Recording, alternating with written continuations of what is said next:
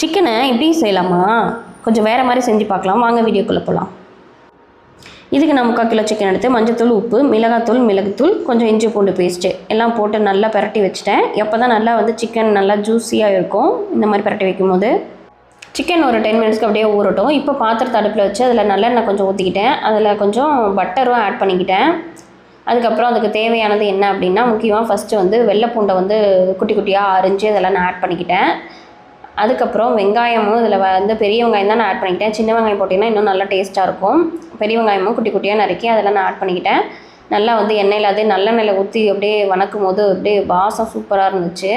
அதுக்கப்புறம் வரமிளகா நான் கிள்ளி இதில் நிறைய ஆட் பண்ணிக்கிட்டேன். ஒரு 10 மிளகா கிட்ட இதில் கிள்ளி ஆட் பண்ணிக்கிட்டேன். காரம் இந்த வரமிளகா காரம் தான் இருந்தால் நல்லா சூப்பராக இருக்கும்.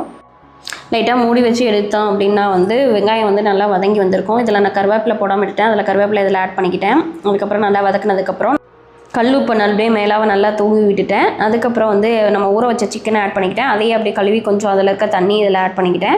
இதுக்கு அதிகமாக தண்ணியெல்லாம் ஊற்ற போகிறதில்ல. இந்த சிக்கனை நல்லா அப்படியே மூடி போட்டு நல்லா வச்சு நம்ம வேக வைக்க போகிறோம். லைட்டாக மட்டும் தண்ணி ஊற்றி அதுக்கப்புறம் நல்லா கிண்டிட்டு நல்லா மூடி வச்சாச்சு. ஒரு 10 மினிட்ஸ் தான் போதும். நல்லா சிக்கன் வெந்துடும். அதிகமாக தண்ணி ஊற்றினா தான் வேக லேட் ஆகும். நல்லா வந்துருச்சு சூப்பராக. அவ்வளோதான், சிக்கன் ரெடி ஆயிடுச்சு. அடுப்பில் வச்சு ஒரு 15 மினிட்ஸில் நமக்கு சிக்கன் ரெடி ஆயிடுச்சு.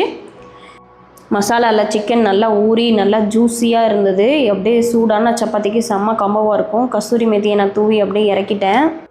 ஒரு முறை சாப்பிட்டாவும் நம்மளால் இந்த டேஸ்ட்டை மறக்கவே முடியாது. அவ்வளோ ருசியாக இருந்தது. சிக்கன் நம்ம ஃபஸ்ட்டே ஊற வைக்கிறதுனால அதில் இருக்க பீஸ் ஒவ்வொன்றுமே ரொம்ப பஞ்சு மாதிரி இருந்தது. இது பரோட்டா, சப்பாத்தி, சாதம் 3த்துக்குமே ரொம்ப அல்டிமேட்டாக இருக்கும்.